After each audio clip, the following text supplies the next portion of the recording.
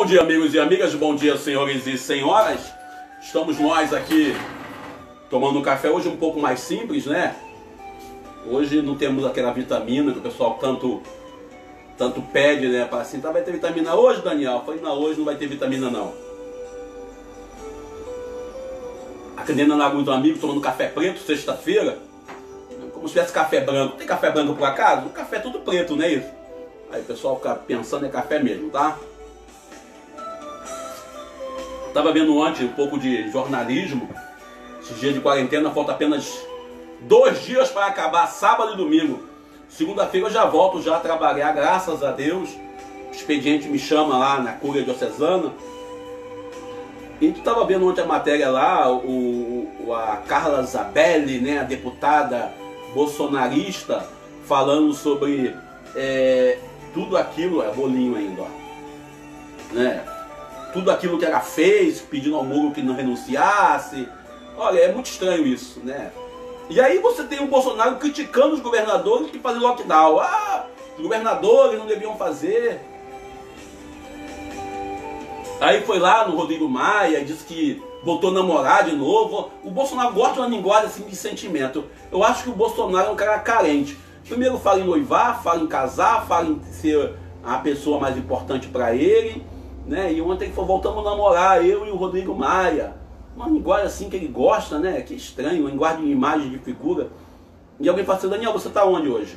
Hoje eu estou na minha biblioteca. Tem alguns livros meus aqui, né? Alguns livros meus. Tem um que eu sempre carrego comigo, tem um que eu vou mostrar para poder agradar ele. Esse aqui é o último livro que está aqui. Eu ganhei de presente do autor, o meu amigo Padre Adailton, né? Eu comecei a ler ele semana retrasada, não continuei. E eu andei estudando recentemente para me falar menos besteira, né? Falar menos besteira. E aí a gente fica aí com os livros aqui mais. São livros da minha época de jovem, de adolescente, né?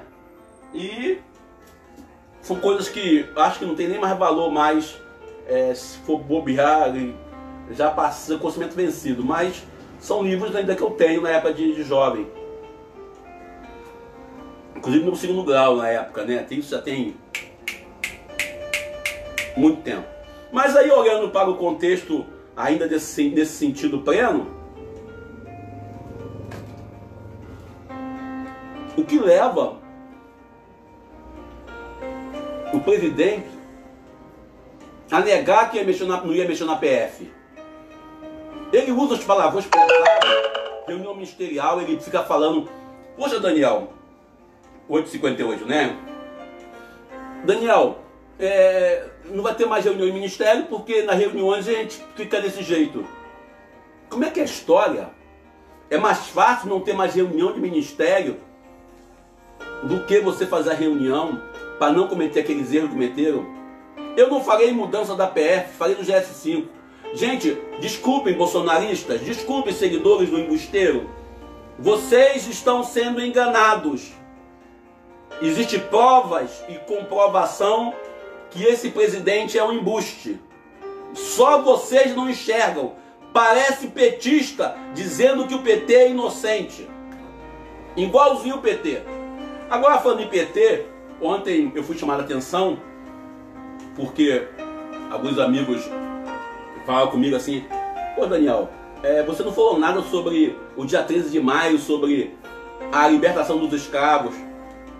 Vem cá entre nós, sem querer abusar, mas abusando, e eu posso falar isso com muita certeza, houve libertação mesmo dos negros? Na verdade não houve libertação.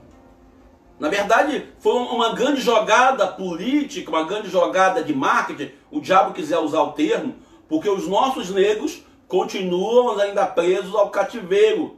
O Brasil ainda é o país com o maior número de preconceito em relação à negritude. Tanto os negros como os indígenas ainda são descartáveis na sociedade moderna. Tirou o negro da senzala e colocou ele na rua.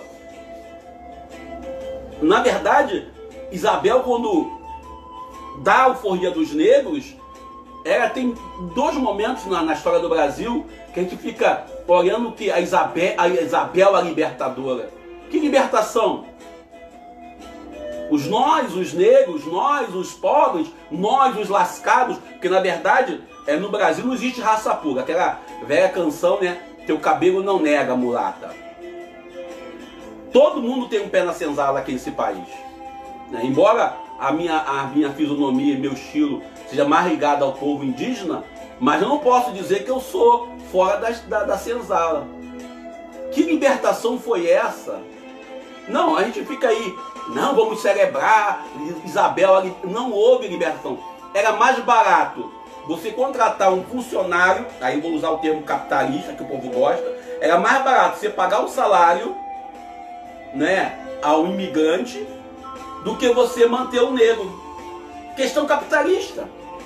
Por que não mantiveram os negros? Porque a intenção desse povo foi embranquecer a nação. Porque uma pátria... Eu odeio essa internet, tem hora. Né? Eu odeio essa internet. Essa internet que vai e volta. Uma pátria, voltando aqui, uma pátria que tinha a visão que, embranquecendo a população, nós teríamos uma pátria, como é que é, um país de futuro. Para pensar. Essa foi a visão da libertação dos negros. Não houve essa ideia tão maravilhosa que alguns pintam, essa poesia, né, que foi contada e hoje em dia, graças a Deus, sendo superado. Nós estamos vivendo esse momento. 13 de maio, o 13 de maio foi um grande engodo. Isabel libertadora. Gente, não foi bem isso. A luta do negro, que foi chamado de arruaceiro, foi chamado de marginal, e até hoje a população carcerária nossa, a maioria é a negritude.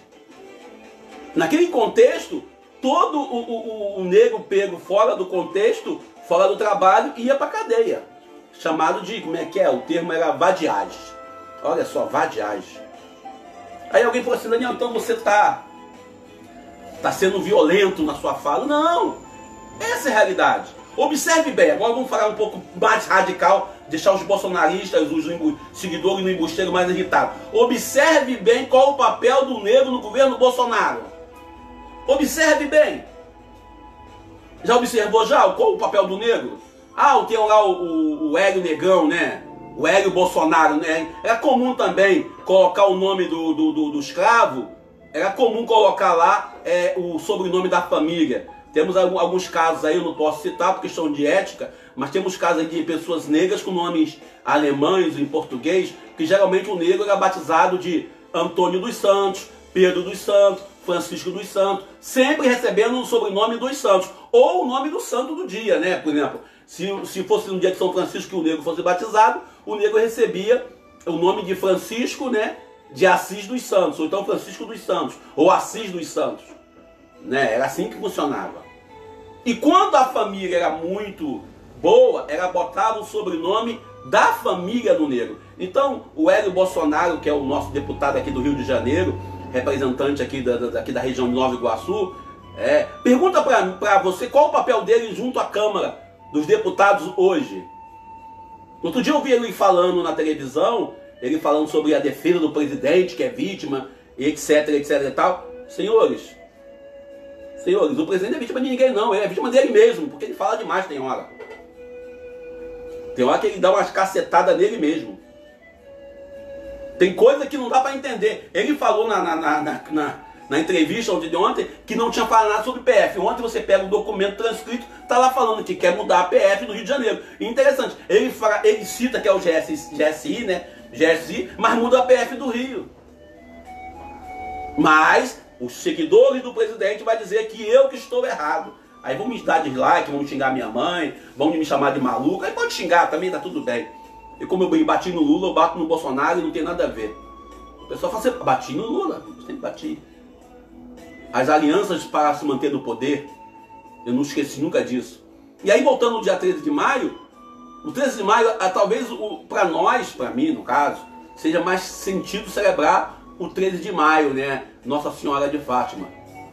Por isso, talvez, eu não tenha citado nada no dia 13 sobre a abolição da escravidão no Brasil. Porque, na verdade, que abolição que foi? A velha canção diz que o negro deixou de ficar no cativeiro para ir para a rua e virar arruaceiro. O nosso povo negro, o nosso povo excluído, o nosso povo que apanha, ainda hoje, se você entrar numa condução, num transporte público, observe bem, a maioria, qual a cor da pele. E se você, desculpem aí os meus irmãos policiais militares, se você vê numa batida policial, geralmente aonde o policial militar vai primeiro. Porque é algo que está, como está na pele da gente, dos brasileiros. Está na minha pele o preconceito. Ah não, todo mundo tem preconceito. Quem não tem preconceito é mentiroso. Bom, fiquemos por aqui. Vamos lá para o Evangelho, que o Evangelho de hoje é a continuação, é o mesmo de ontem. Até eu lendo de manhã, eu meditando, falei, meu Deus do céu, o mesmo Evangelho. Voltei lá no dia Evangelho de ontem. Realmente a gente faz a leitura do Evangelho do dia anterior e do dia que estamos, e vemos o próximo. Quem não sabe, a liturgia da Igreja Católica, ela trabalha com uma concatenada na liturgia. Como é que aí funciona isso? Quando você, no calendário católico, os evangélicos que nos seguem aqui no canal, os amigos que não são católicos, não têm religião, a Igreja Católica tem um calendário chamado calendário litúrgico. Dividido, eu ia falar isso ontem, mas ontem eu não tive tempo. Dividido em 3 tipos de calendário. Na verdade são 4.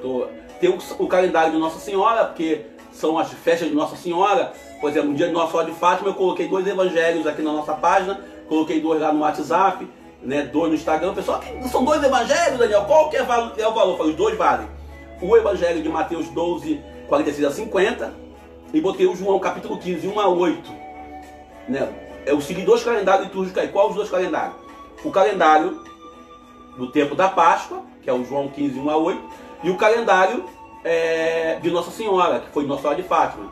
Aí os outros 2 calendários quais são? Aí calma que eu vou chegar lá. E tem o calendário santoral, onde foi São Matias.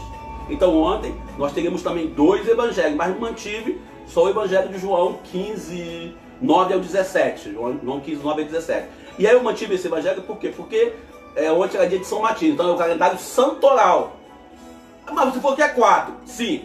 E o calendário do tempo pascal, o calendário litúrgico do tempo litúrgico, divide em 2. O calendário dominical. Qual é o calendário dominical? Divide em 3 anos, ano A, B e C. Ano A, B e C. Os amigos aí protestantes, os amigos que são da igreja anglicana também têm a mesma divisão que a gente, nesse sentido. Né? Mas os amigos aí que são evangélicos, de outras igrejas, não conhecem isso. Os meus alunos da teologia sabem disso. Então, nós temos o calendário do ano A. Esse ano é o ano A. Estamos lendo Mateus. Mateus é a nossa prioridade. Ano B, Evangelho de Marcos. Estamos lendo o Evangelho de Marcos, prioridade. Ano C, Evangelho de Lucas. E João? João entra nas grandes festas. No caso, na Páscoa, nós tivemos o Evangelho de João. Então, estamos lendo aí, nesse ano de 2020, Evangelho do ano A. Evangelho no domingo. E no meio de semana, como é que está sendo lido? O meio de semana nós dividimos em 2 tipos de calendário. Calendário do ano par e ano ímpar. Como é que é isso? Ano par e ano ímpar. São 2 calendários, ano par e ano ímpar. Então, no nosso caso, estamos lendo o Evangelho do ano par, que é 2020. É assim que funciona a liturgia para a leitura da Igreja Católica. Então, é nessa liturgia de que nós estamos lendo hoje, Evangelho de João, capítulo 15, versículo 12 ao 17, nós estamos revendo a proposta, sexta-feira, a proposta de Jesus, que é a proposta que fala sobre a resposta de amor. A importância de permanecer no amor de Deus.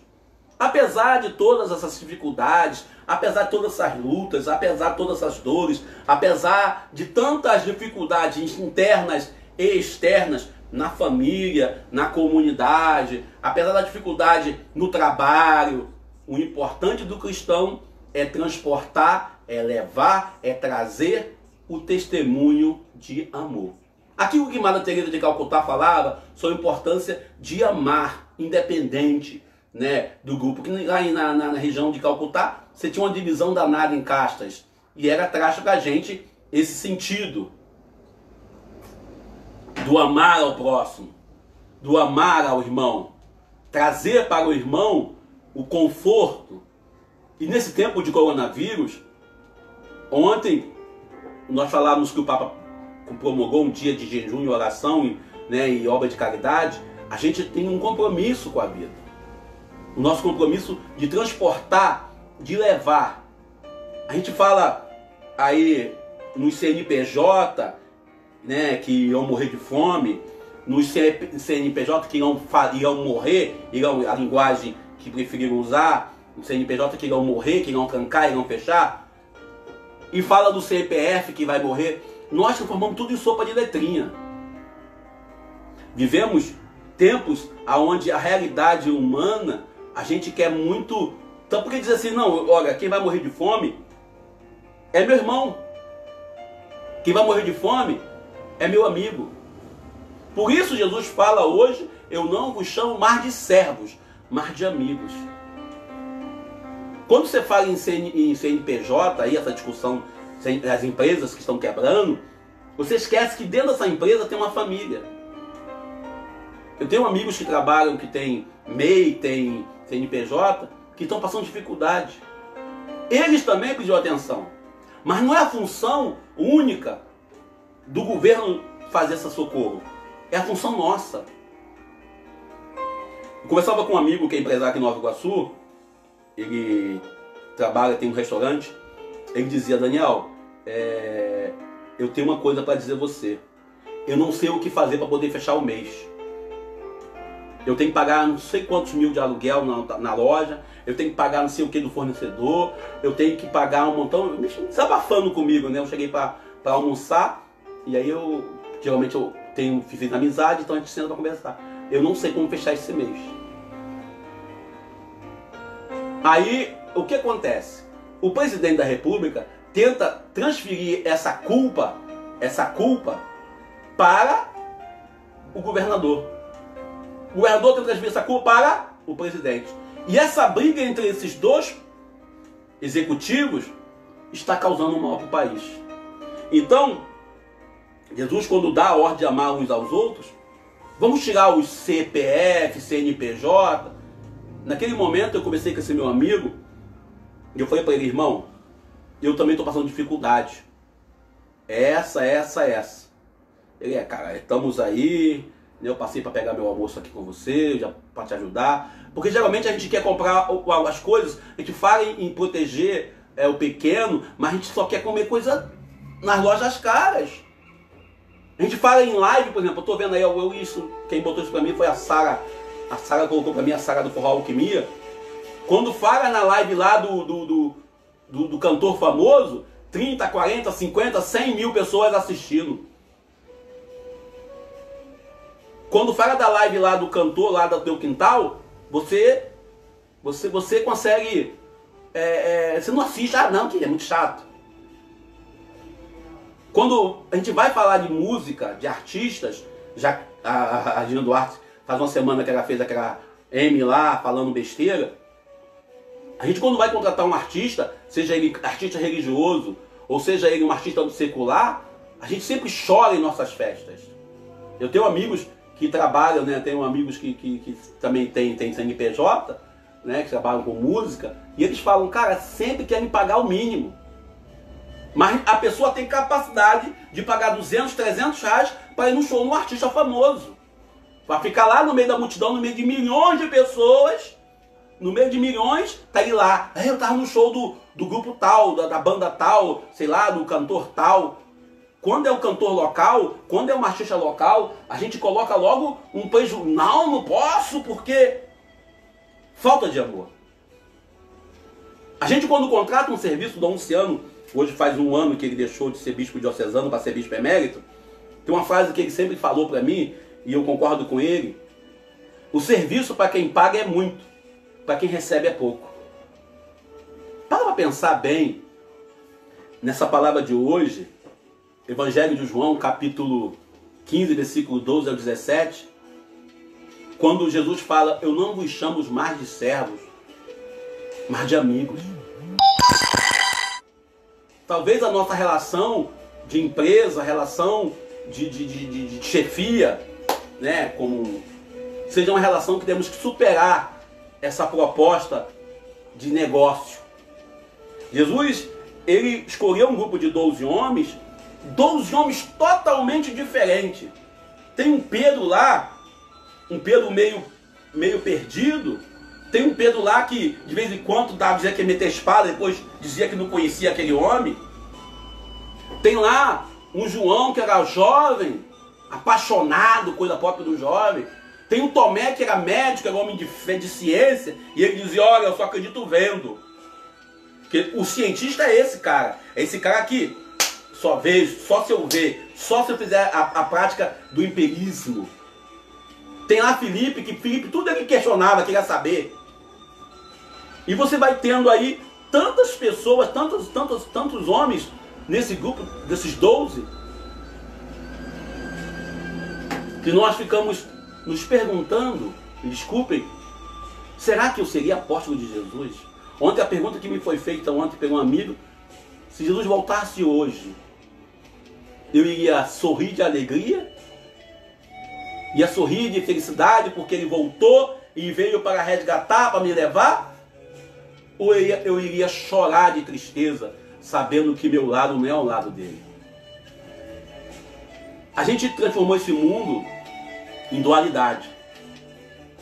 Eu começo sempre falando um pouco da vida, e aí eu procuro sempre me manter da realidade política do Brasil. Algumas pessoas ficam ofendidas, tem dias que eu evito isso. Mas não tem como você viver o amor sem viver a realidade. Não tem como você amar o próximo de forma simbólica. Ou você ama ou você não ama. Ou você é amigo ou não é amigo. Nesse tempo em que eu estou ainda trancado em casa e trancado por questões médicas, a minha análise, e aí com todo respeito aos amigos que me procuraram, tive muita gente ligando para mim, muita gente perguntando. Ainda ontem, 10h30, 11 horas, recebi mensagem perguntando: e Daniel, como é que você está? Hoje, 4 da manhã, minha irmã mandando mensagem: Daniel, e aí, como é que está a tua saúde? Muitas pessoas ligaram para saber como que eu estou. Muitas pessoas preocuparam com a minha saúde. E eu agradeço a todos eles. Mas também teve pessoas também que eu esperava que ligassem, também não ligaram. Pessoas que me frustraram. Nem por isso deixo de amá-los.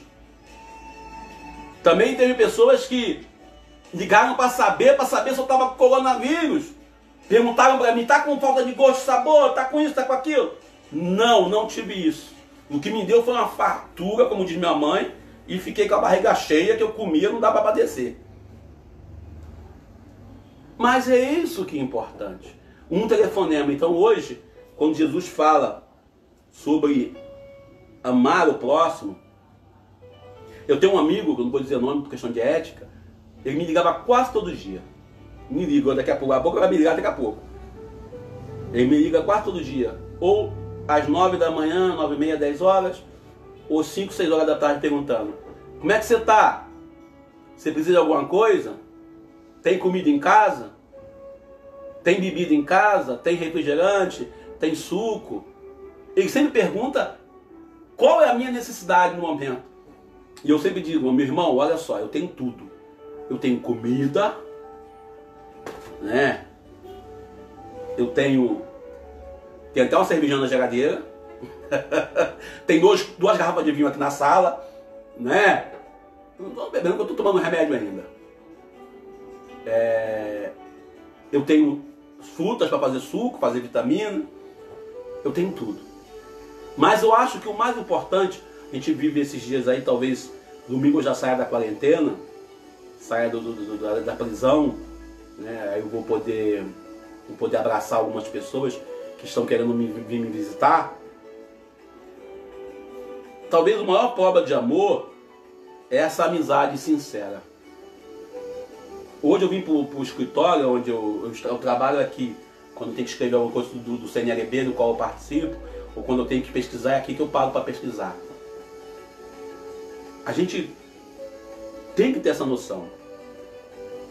Jesus fala para a gente ir para o mundo dar frutos. Vai para o mundo dar fruto. E fala sobre a importância de pedir ao Pai em nome dele. E nós, às vezes, não paramos para rezar.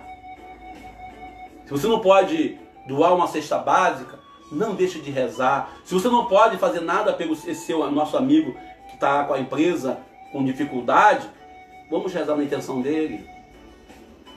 Se você não pode fazer nada, a oração é algo que qualquer um pode fazer, uma prece. A exemplo desse meu amigo que me ligava todo dia perguntando como é que eu estava, o que eu precisava, se eu precisava de alguma coisa para comer, alguma coisa pra... Eu falava para ele, tenho tudo, graças a Deus. Mas eu sei que tem pessoas na minha paróquia, na minha comunidade, no meu bairro, na minha rua, na minha realidade, que não tem nada. Por isso é preciso ir ao mundo dar fruto. É por isso que se faz necessário nós superarmos esse ambiente do conflito político. Ficamos preocupados em provar quem está certo. Tem uma frase de Dom Luciano que eu gosto muito de citar de vez em quando. Quando dois bois grandes brigam, quem sofre mais é a grama. Essa briga entre Dória e Bolsonaro, entre o Wilson e Bolsonaro, entre a Câmara Nacional, né, o Congresso Nacional e o Presidente da República, entre o STF e o Bolsonaro, quem está perdendo é o trabalhador, quem está perdendo é o cidadão. Só quem não vê isso, e vocês procurem ver quem está querendo brigar. Por isso, o Evangelho de hoje traz para nós, já que somos cristãos, já que somos batizados, já que acreditamos no Evangelho, este é meu mandamento, que vos ameis uns aos outros, como eu vos amei. Ninguém tem maior amor do que aquele que dá a vida pelos amigos.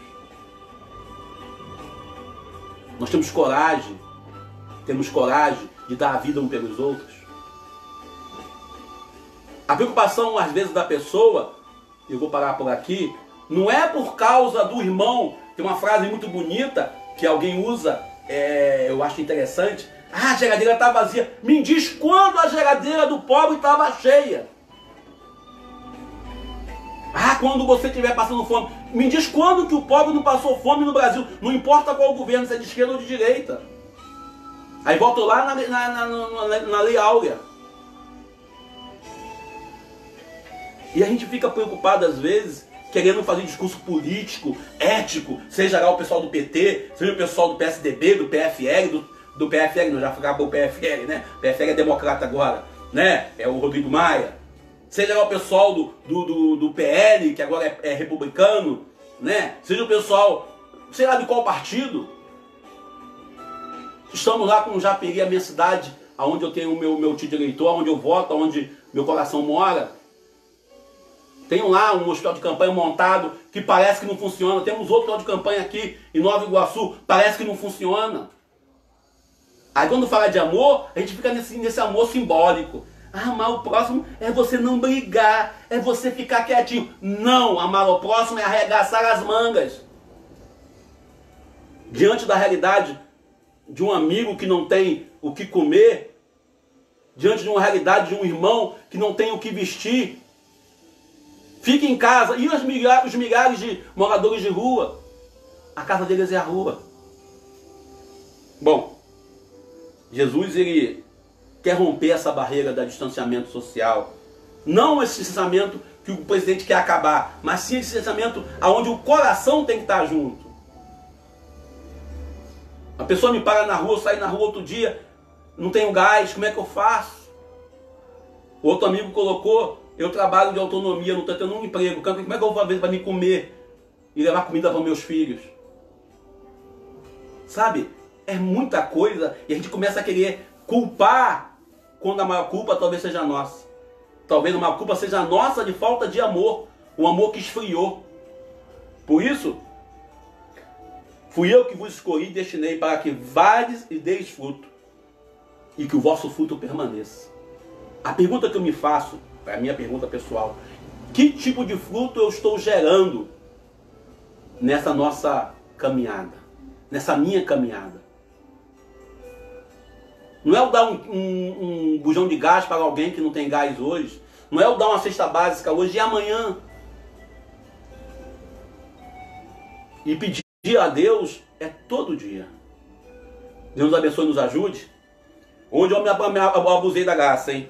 9h26. Obrigado a vocês por estar conosco aí. Os amigos e as amigas. Eu sou o Daniel Nonato. Se eu ofendi, me perdoa. Se eu destratei, me perdoa. Sexta-feira é dia de jejum também, dia de oração. Todo dia é dia de jejum e oração e obra de caridade. Deus abençoe e nos ajude. Bom dia, eu sou o Daniel Nonato. Vou tomar café agora.